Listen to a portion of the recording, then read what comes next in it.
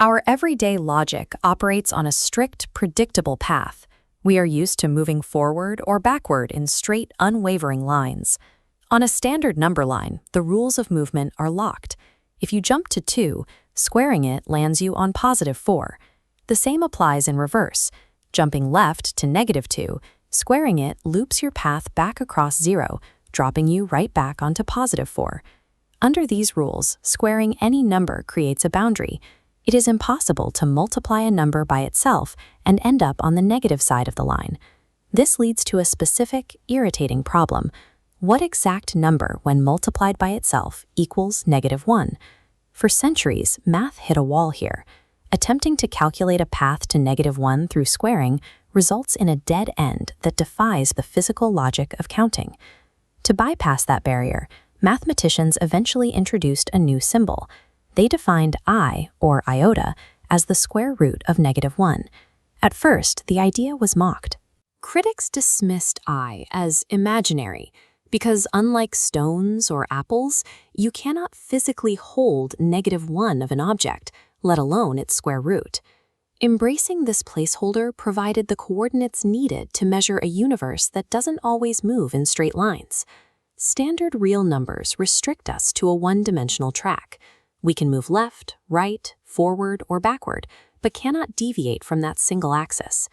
To accommodate I, math escapes that straight line by intersecting the path at 0 with a new vertical axis, shooting upward at 90 degrees.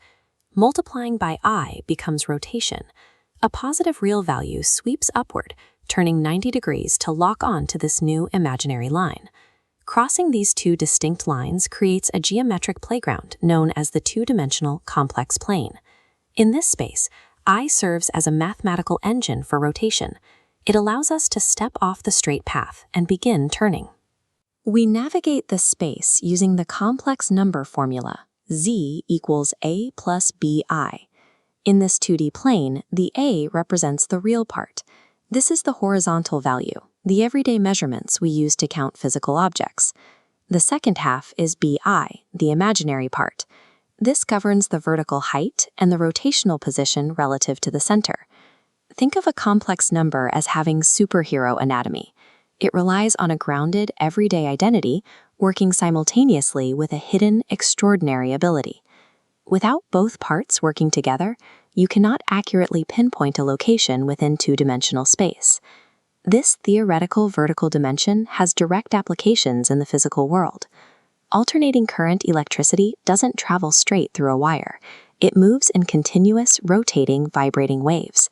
To calculate and control massive rotating power grids safely, early electrical engineers relied on the math of complex numbers.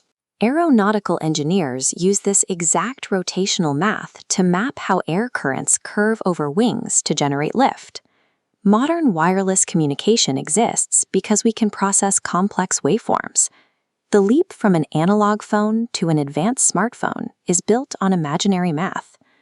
Any technology relying on waves, vibration, or rotation is secretly governed by the dimension of imaginary numbers.